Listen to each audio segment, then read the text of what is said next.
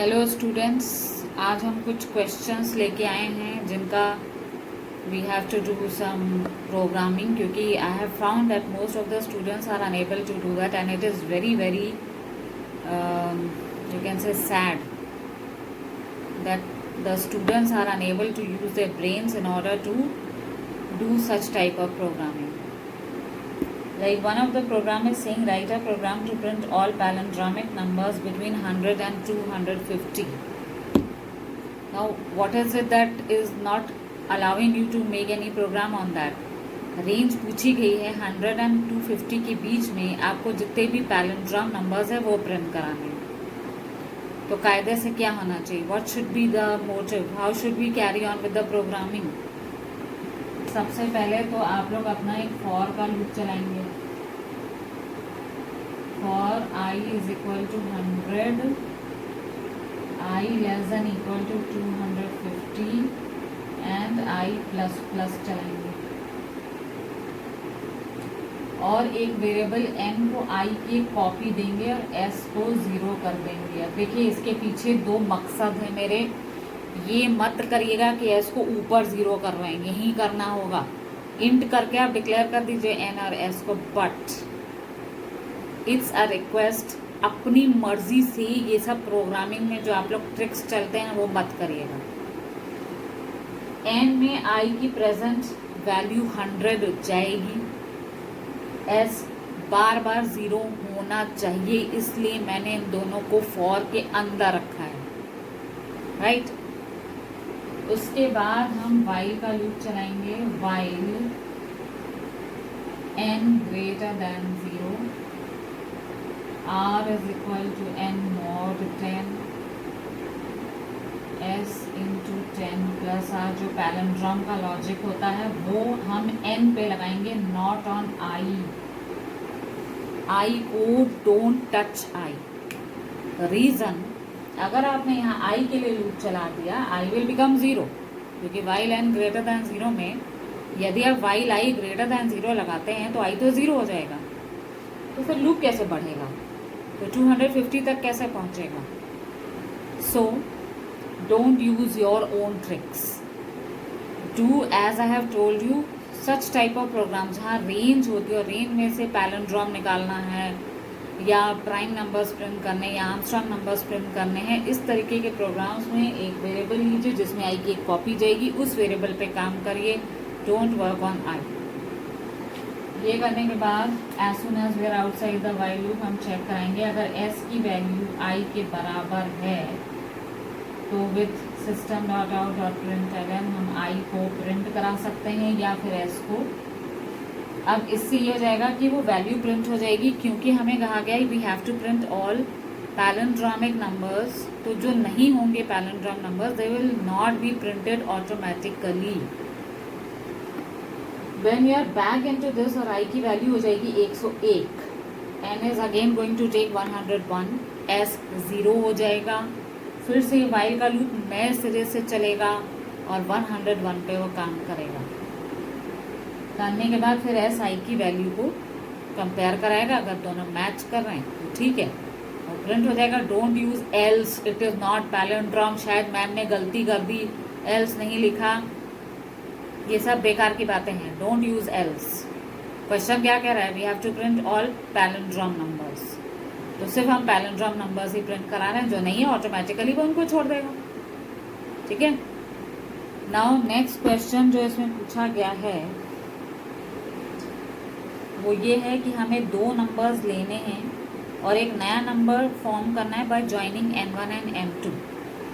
For example, अगर आपका पहला नंबर है 75 and the other number n2 is 1078, both of them should be concatenated to form 75108. तो इसमें क्या ट्रिक अपनाएंगे? Let's see that.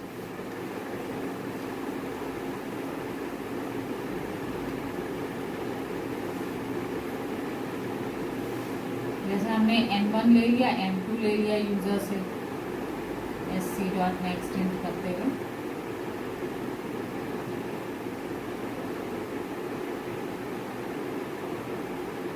ना सबसे पहले हमारा मोटिव होना चाहिए, क्योंकि हमें n1 में n2 को ज्वाइन करना है कोई और ट्रिक ना लगा के, कुछ मैथमेटिकल मेथड से।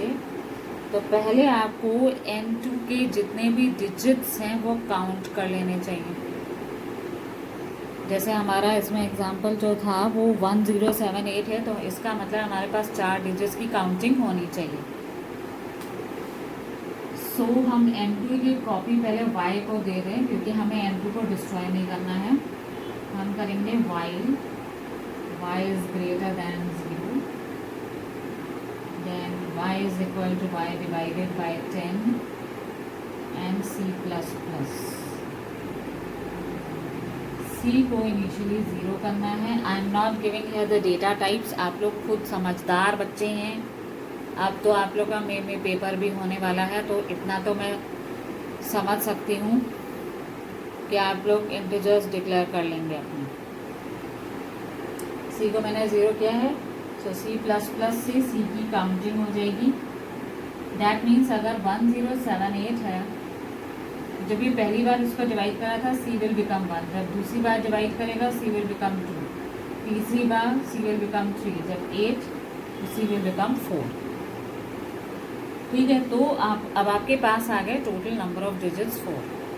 Now one thing that you have to do is 10 to the power 4 निकाल लीजिए पहले।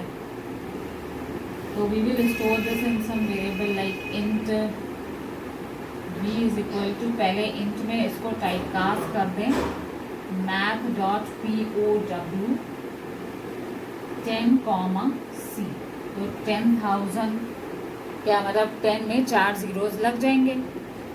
ये जो इसमें आंसर आया है, why we are using type cast operator, क्योंकि पावर का काम होता है डबल में वैल्यू रिटर्न करना, और हमें इंटीजर ही चाहिए। तो इसलिए हम क्या करेंगे, इंट में इसको टाइप कास्ट करके v को दे देंगे, हमारा आंसर आ जाएगा। अब उसके बाद हम क्या करेंगे, जो n1 है n1 को इस v से मल्टीप्लाई कर देंगे। तो अगर मान लीजिए ये था 52, तो ये 52 में 4 0 लग जाएंगे। आफ्टर दैट हम क्या करेंगे, इस n1 में n2 को जोड़ देंगे और इसको प्रिंट करा लेंगे, and naturally now you are getting the answer. ठीक है, ये चीज़ भी क्लियर करनी है आप लोगों को। कोई स्ट्रिंग का कॉनकैट वॉनकैट मत लगाइएगा, ये सब बच्चों जैसी बातें हैं। इंटीजर है तो इंटीजर का ही कॉन्सेप्ट इस्तेमाल करिए।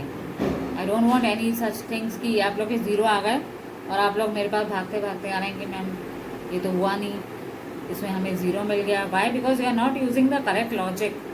तो लॉजिक लगाइए तब आपको आंसर मिल जाएगा। जो नेक्स्ट क्वेश्चन है वो है, there is a sum of series निकालनी है 1 + 1 2 + 1 2 3 dash dash dash N terms, और एक दिया 4 + 4 3 + 4 3 2 + 4 3 2 1। चलिए पहले 1 + 1 2 1 2 3 निकाल लेते हैं। इसमें हम लोग क्या करेंगे, n तो ले लेंगे यूजर से as a limit, so will take n as a limit. ये n ले लिया, और हमारी सीरीज है ये 1 + 1 2 + 1 + 1 2 3 and so on till n। तो हम फॉर का लूप जो चलाएंगे i का, वो 1 से लेकर n तक चलेगा, और हमारे पास एक s होना चाहिए जो कि 0 रहेगा। तो s is equal to s × 10 + i, और एक और वेरिएबल ले लेते हैं t में इस s को जोड़ देंगे और SOPLN t हो जाएगा। कैसे काम कर रहा है ये, एक टेबल बना लेते हैं। ये है i, ये है s और ये है t। s और t शुरू में 0 है, i 1 है।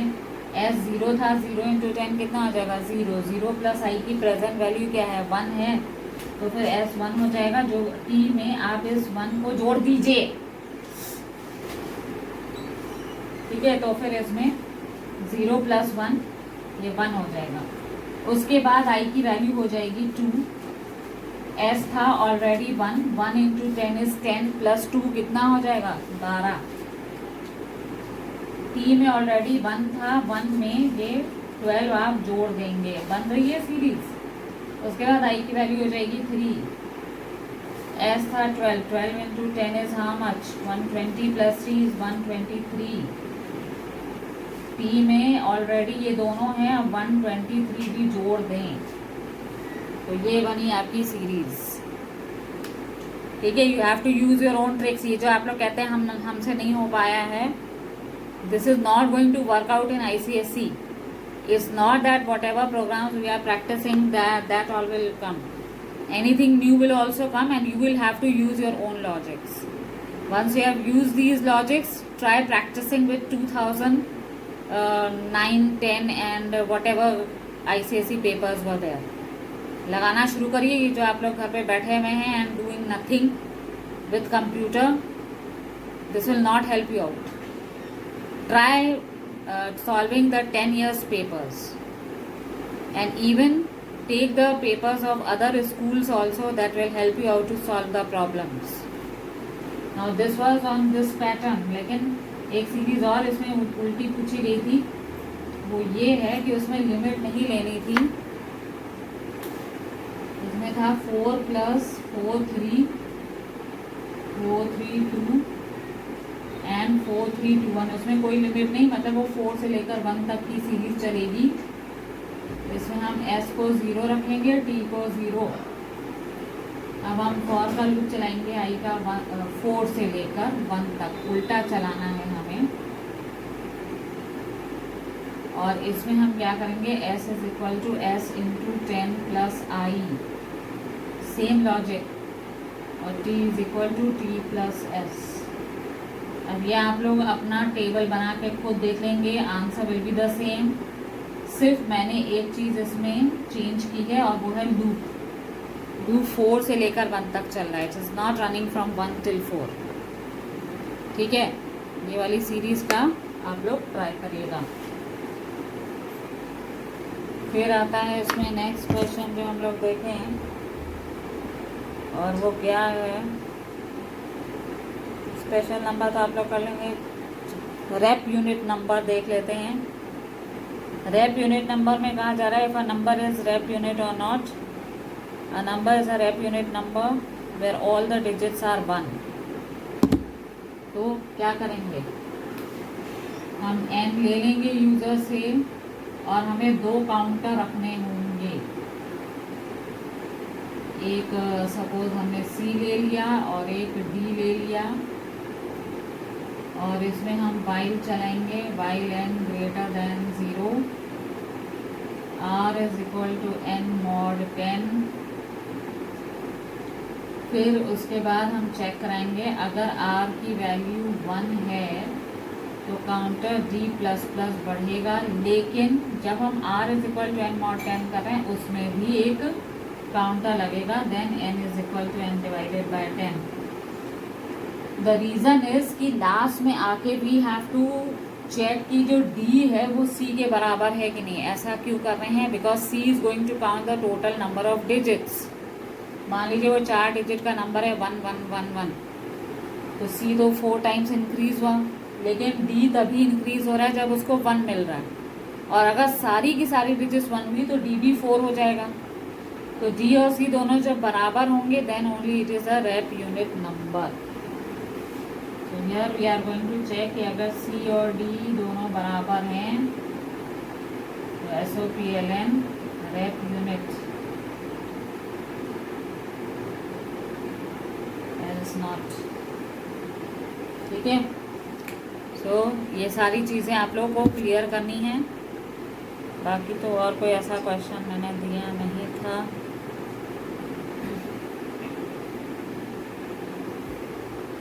जो नीचे एक सीरीज़ है उसको आप लोग करेंगे, कुछ तो दिमाग आप लोगों को भी लगाना है, because otherwise you will not be able to do whatever is there in your course.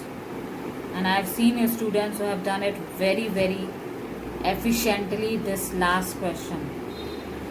1 upon x minus 3 factorial upon x to the power 3 plus 5 factorial upon x to the power 6